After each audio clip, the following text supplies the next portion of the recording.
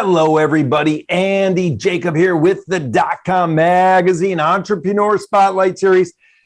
I have a great show today. You know, everybody that watches the show, there's one thing you know about me. Besides loving technology, I love food. I love to eat. I love going out and seeing what's new in the restaurant world, of course, and coming out of, the last couple of years, restaurants are opening. So many great chefs are doing great things. And of course, I love going into the stores and seeing all the new products that are on the shelves and all the new energy bars and all the things you can eat and all the healthy things you can eat. And of course, sometimes the unhealthy things you can eat as well.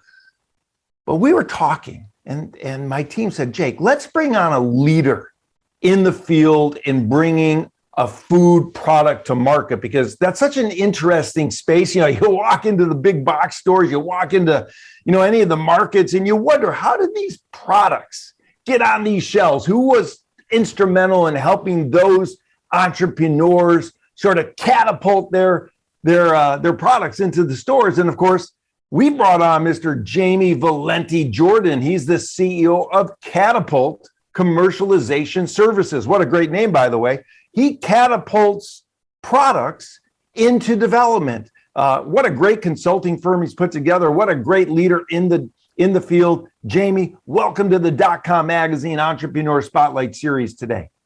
Thanks. Pleasure to be here.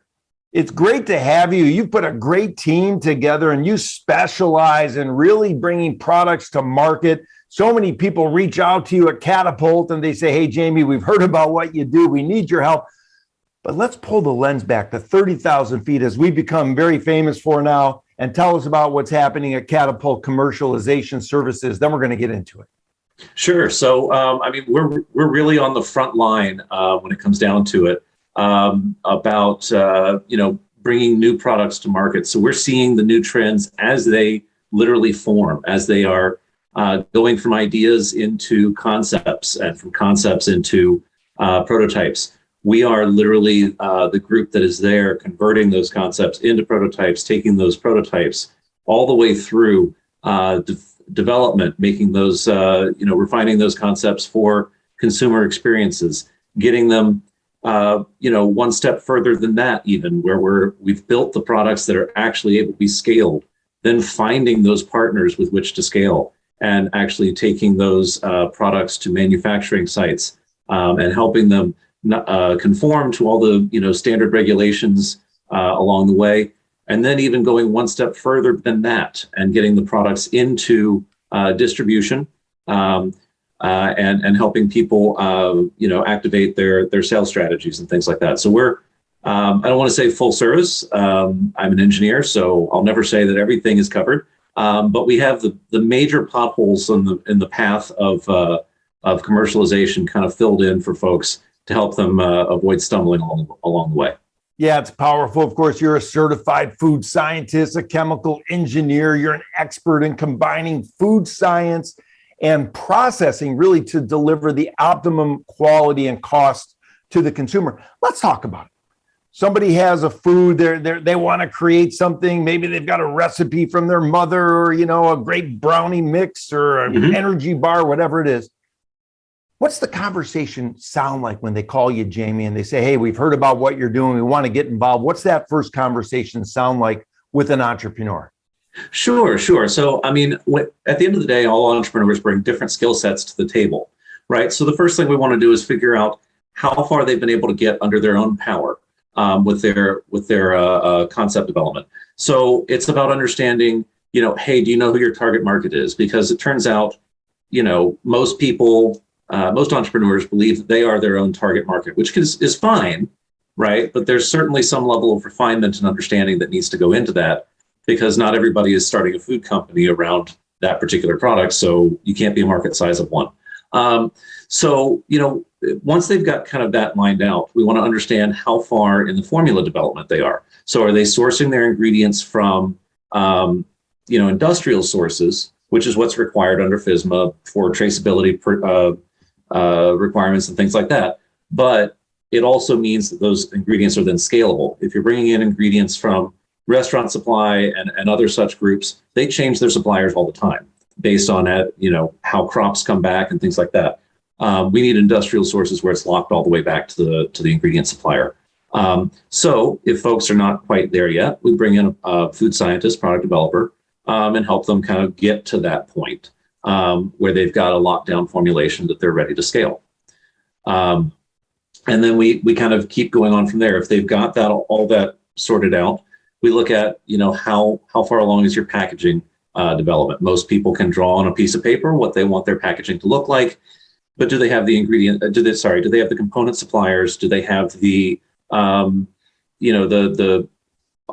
the pieces that they need, the die lines set up, their graphics set up? Have they done a regulatory review to make sure that it conforms to that 600-page document that the FDA puts out that says this is what you can put on a label?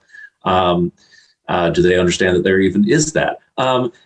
And then we look at how they're actually making it. Commonly, it's on the benchtop because we are usually working with entrepreneurs. So we're looking at how are they making it on the benchtop? Are the processes that they have there scalable directly, or do we need to leverage additional equipment, which really just comes from experience and doing this over and over again. So really, once we have those kind of three legs put together, where it's the formulation, the process, and the packaging, that's when we want to go find a contract manufacturer. For most people, like 95% of the startups out there, they really should be at a contract manufacturer because they're not used to running operations. They may run a kitchen or something like that, but running a food plant is a different environment. It's a different set of considerations unless you like dealing with, trucks that occasionally run off the road, or somebody stabs a pallet of flour with a forklift. Unless those type of things excite people, most of the time you end up at a contract manufacturer, which also allows you to tap into economies of scale on the processing side. So it brings your COGS down, right? So that's where a lot of people reach out to us. They've got a formulation, they've got packaging lined up, they've got a process that they think will scale, and they need help finding a contract manufacturer. So we'll go out and leverage kind of the relationships that we have and everything that's out there, and find those groups, bring them to the table. They're interested in working with startups because there are unique challenges in working with startups that a lot of contract manufacturers don't want to deal with, and that's their choice, right? So at the end of the day, we bring those folks to the table. We walk them through the whole process of aligning their ingredients. They may choose an ingredient from, let's say, Cargill, from ConAgra. That they necessarily want to use, and they may want to pivot to another supplier because the co-man is already sourcing an ingredient. It's one more thing they don't have to put on the shelf. It'd be easier for them to just take from their existing stocks, et cetera, blah, blah, blah. So we walk them through that whole process, figure out how to make it run on the equipment the contract manufacturer actually has, because that's not always trivial by its very nature. So we'll go out to the plant and support their trial runs and eventually their production runs. And then there's always a question around those, contract negotiations, getting all those sorted out, and then making sure that we've got warehouses lined up and everything like that. So, it's always a question of where our clients are coming from to know how we can support them best, because it turns out at the end of the day, there's 1,000 different ways to get a product to market, and it's about customizing that to make sure that it's really going to meet your needs.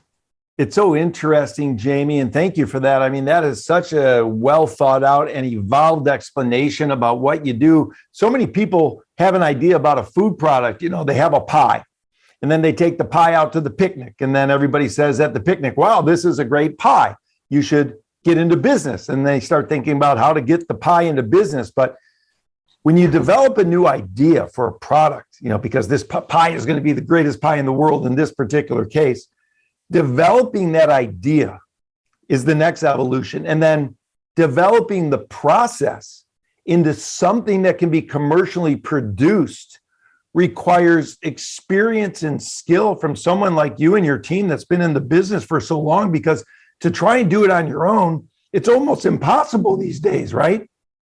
Yeah, well, I won't say that it's impossible. There's certainly a lot of people that have done some very interesting things. But I think at the end of the day, there's certainly some level of technical competence about what equipment already exists out there, right? And so at the end of the day, if you can leverage what already exists, then you're not necessarily trying to purchase and install and bring online a new system that somebody's not familiar with, and then hoping that it runs day one, right? That is kind of the nightmare scenario there associated with trying to get a new product up and running. Oh, and you go. Jamie, that's awesome. Now let's talk about it, because somebody has a pie, right? And they love making pies. They go to the picnic, they go to the family events, and everybody says, wow, you should get in the pie business. So now they start thinking about developing a pie company. But the idea of building a company is a great thing for people to think about. We're entrepreneurs, and we love that when people think entrepreneurial, but developing that idea and the processes into that idea to make it something that's commercially viable is so difficult. Now, some people can do it on their own, but most people reach out to the experts like you. So for the people that reach out to the experts like you, how long does it take to get from point A to B once they have the idea to get it on the shelves in the stores? Oh my, that's going to be extremely variable. If they're at the point where they've got, let's say, grandma's recipe for a pie, and they're sourcing their ingredients from local sources. Honestly, let's see here. It's probably a solid year before you get product on the shelf. The reason why is that it takes time to go through that formulation step where you source industrial ingredients, make sure that grandma's pie still tastes like grandma's pie after you use somebody else's, Crisco oil or whatever. And then, you have to find that contract manufacturer once you've got all that packaging lined up as well. And as you scale into this, it can just take a long time, especially in the current times that we're in right now. It can take a good long time to negotiate all those agreements and whatnot, and actually get product through the process and in a truck and ready to be sold. So yeah, I mean, I'd say you're probably looking at a solid year before you're knocking on doors and trying to sell the pies into retailers.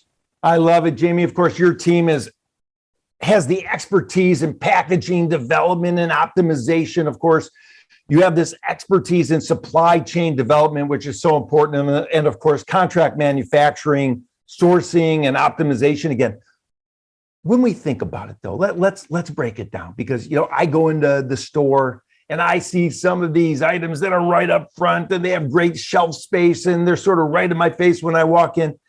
So a lot of people don't really understand the food business. So does it take money to get into the big box stores and be placed in an area that's going to attract attention from the potential consumer? If you want to be the one specifying where your product is necessarily going to be displayed within some of these stores, yes, you're going to be paying slotting fees. Many of these stores right now, though, recognize emerging brands as a key driver for moving their existing clientele a certain direction to ones that have more, let's say, discretionary spending. And so there's been a huge push from the retailer side to pull in emerging brands that may not normally conform to their certain set of certain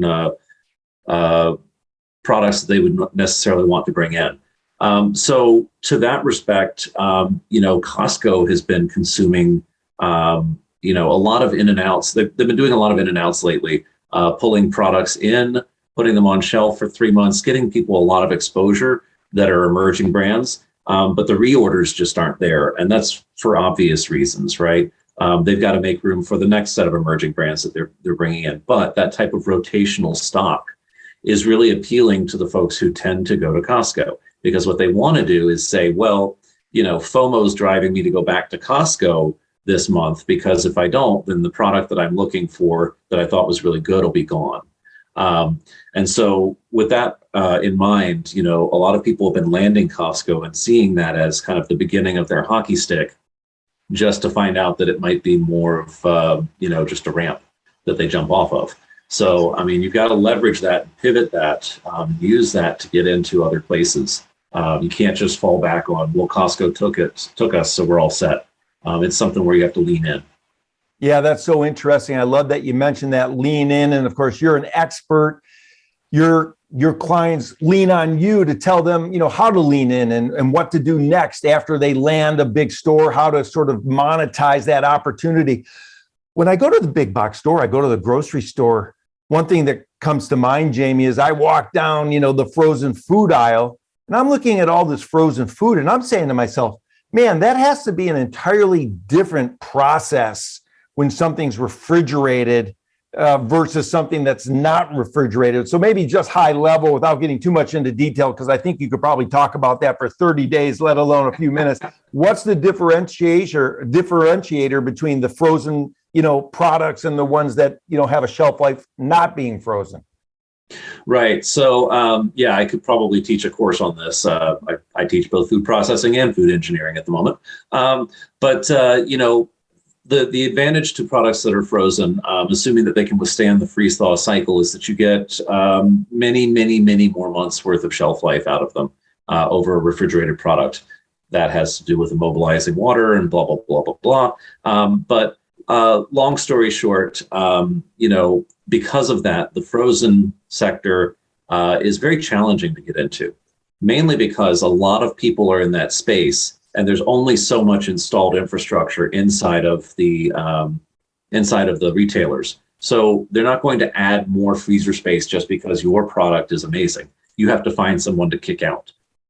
Their planograms are set, so you have to find somebody that you can beat on shelf and increase their velocities above and beyond what they're currently getting. So not only would they like to sell your product that's going to occupy a certain number of linear inches, they're going to want to sell the adjacent products faster as well. So if you can prove that you generate a halo effect in generating other products that sell more quickly because your product is there, you can definitely land in that space.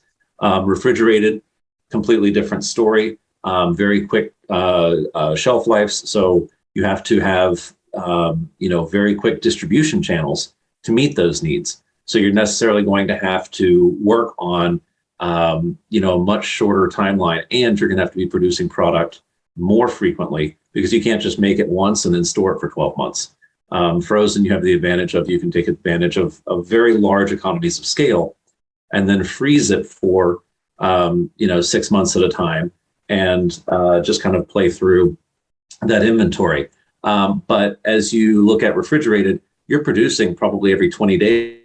Life is 45 to 90 days. So, you have to look at, properly sizing your contract manufacturer so that they don't say, hey, your minimum order is 10,000 units, but you can only sell 200 every 20 days. That's going to lead you down the wrong path very quickly. Jamie, that's so interesting. Is there a starter package? In other words, let's say you do all the work and we're ready to go and my pie is ready to, get sent out there. Is there sort of a basic package that the big box stores sort of look like? Do they test it in a market? Do they test it in a certain number of stores before they go nationwide? Or is it depending on the product? And the second part of that question is, how does the big box store know whether it's a success? Is there a percentage ratio of sell through that they have to hit before they start ordering more and more product? Yeah. So when you look at it that way, a lot of stores they're looking for a velocity. They're looking for a certain number of units sold per week per store. And they have a certain category that each buyer will manage. So one will do sauces, one will do canned foods. And so what they're trying to do is drive higher and higher velocities, because every time they sell a product, they get generally 30-35% markup from what you sell it to them for, or I should say they buy it from the distributor. But in any case, so what they're trying to look at is total dollars per linear inch of their shelf. So, when you look at how they're going to think about this, each buyer is going to have a different category that they manage, which is going to have its own set of metrics. So every every buyer is going to set up different types of deals, whether it's, hey, let's get you in one store and see how you do, because we think this store has the right clientele for your target market. Again, we're tying it all the way back to the design of the product, because their clientele has to necessarily align to your target market, or else it's not going to move anyway, right? You're in front of the wrong people. It's like advertising online to people that don't meet your target set. So at the end of the day, it's about making that relationship with those buyers, which you may or may not have direct access to because you're a startup. You may have to go through a broker, but many of them are willing to take chances on a product for 30 to 90 days, put it on shelf and see how it does. If they see velocities that exceed what they had on that shelf before, or something else that they can move out, then they're going to put you there. Now, that said, they have to still have a mix of things. For example, if mayonnaise is moving faster than ketchup, they're not going to throw all the ketchup off the shelf and just have mayonnaise. They have to have the mix, or else the clientele stop coming to that section because they can't find what they need, regardless of what is out there, right? So it's a complicated jigsaw puzzle, and there's a pulling back the veil a little bit. There's a little bit of a bias within the technical sector of the food industry that a lot of buyers don't necessarily know their categories as well as the groups that are coming to pitch their products. So you may have to educate a buyer, or maybe even sometimes a broker, about the consumer set and what they buy in order to kind of help them understand how your product helps meet their needs. So there's always some sort of education that can take place in these kind of sales pitches. Oh, very interesting. What a great business. What a matrix, I call it. Let's do the economics just real briefly.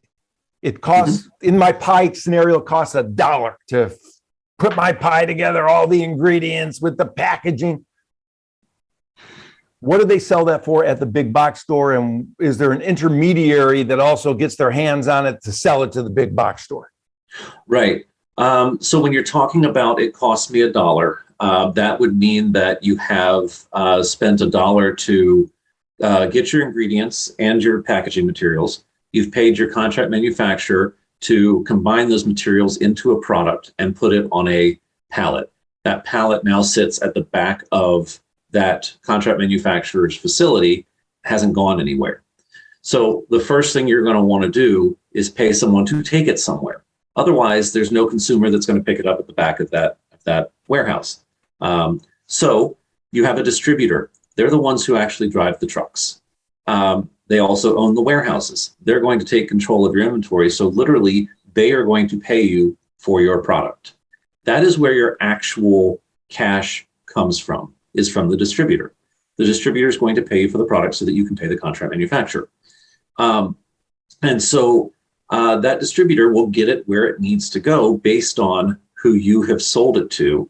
So they've got agreements that, hey, this retailer is serviced by this trucking company. I'm going to reduce it down to, ad absurdum in just a second here. But basically, the trucking company has an agreement that only they can drive their trucks in. The reason why they want to do that is they don't want to have 55 trucks arrive at a store each day, unloading half a pallet each, right? So they want to consolidate.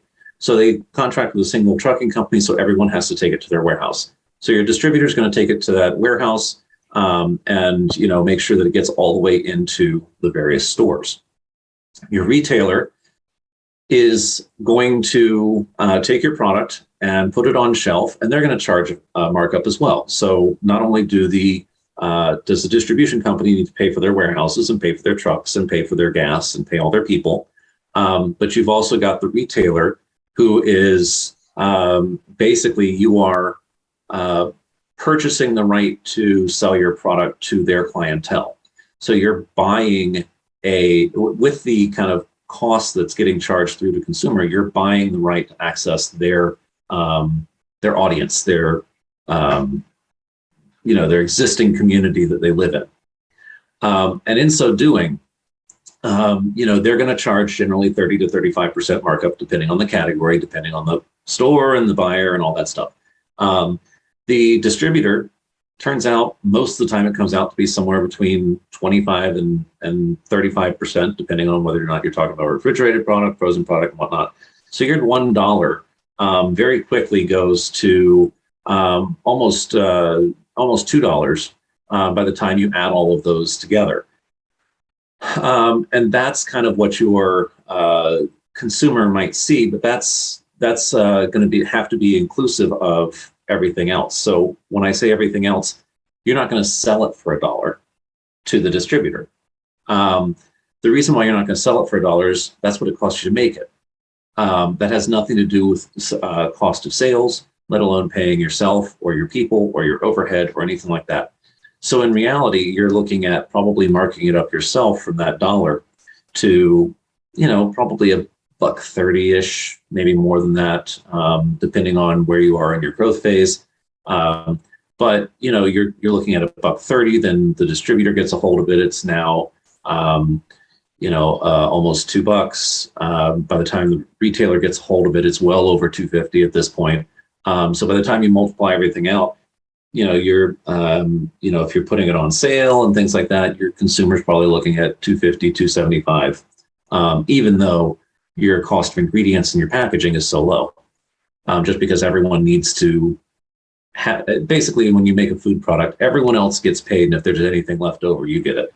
Yeah, I love it. I love it. It's great. But people do so well with food products, of course, with your direction at Catapult Commercialization, your team. You have a remarkable team that works with you. I know I'm keeping you over, but I find this such a fascinating space.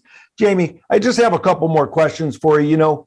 Sure. Let's stay with my pie scenario. So my pie is going like gangbusters. The big box stores are going crazy. The clients are going crazy. People are grabbing them off the shelves. I've got good space. The remarkable story. Now, do I have a connection technologically to the big box stores so that I know at a moment's notice how many are selling, how many are sitting on the shelf, how many are left, how many are coming up to the due date? Is that all put together through software or not? The short answer is probably not. In reality, usually you can get visibility into what a particular retailer might have at their warehouse. But once it goes to store, you won't know much of anything. There are retailers that are exceptions to that, but in general, unless you are a very large group, they won't give you access to any type of data they have in that respect anyway. It's just too expensive to set it up and too risky, frankly. Wow, so interesting. Of course, you help so many companies. Your team is amazing. Before I let you go, though, we have to talk about entrepreneurship. I mean, you've got an amazing entrepreneurial story. I mean, you've been 15 years with Campbell's Soup and Del Monte, and you really have the background. I mean, you're a leader. But along the way, I would imagine you hit some potholes. And we have younger entrepreneurs that watch the show, and maybe they're hitting a pothole in the road right now. I'm hoping you might be able to share some insight to the younger entrepreneurs watching the show, Jamie, about what it takes to get through a tough time as an entrepreneur. I think there's another course to be taught in there about that as well. But, the short answer at the end of the day, the short and sweet, is scrappy. That means necessarily finding the duct tape that you have lying around and, holding everything together. It's the sleepless nights. It does eventually get better. I can promise you that, especially as you surround yourself with the people that are able to take things off your plate and lean on them more and more as they understand how the business works and how they necessarily can assist you with it. But I would say, I literally, what was it, a year and a half ago, I built a piece of machinery out of 5-gallon buckets and an old AC unit in my living room right around Christmas time. My family and friends came over and said, what in the heck are you doing? I'm like, I got to load this up and drive it from Wisconsin down to Florida the day after Thanksgiving so that we can run a trial. And so I need to test to make sure that it works before we go. Because I was literally sawing the bottoms off of 5-gallon buckets and things like that. So, it's not pretty and it's not graceful. And, you know, you need to have that kind of support network wherever you are, that you can lean on, especially in these times. But you know, keeping an eye on what matters most, taking the time to step back as needed, can really help you kind of center and really give you that entrepreneurial juice that's necessary, which is that scrappy mentality of, well, no one else is going to do it. I guess I'm going to do it. Let's do it now. There's no time like the present. So, you know, if that's any type of inspiration to anyone, I hope that helps. But yeah, definitely it's about rolling up your sleeves and getting it done. I love it. Wow. I'm going to bring you back on the show and devote the entire 30 minutes to being scrappy. I mean, I love that story so much, and you've got so much to share. I mean, it's so easy to understand why you love to educate others about what you do, and you're a leader in the space. And of course, so many companies reach out to Catapult and they say, hey, catapult me to, you know, where we want to go. And it's a great name as well, great branding. You've got a great team.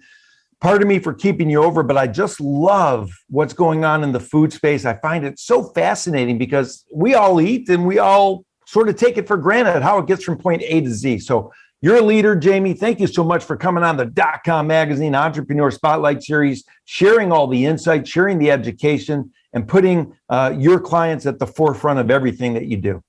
Absolutely. Thank you so much. And remember, food revolutions won't launch themselves.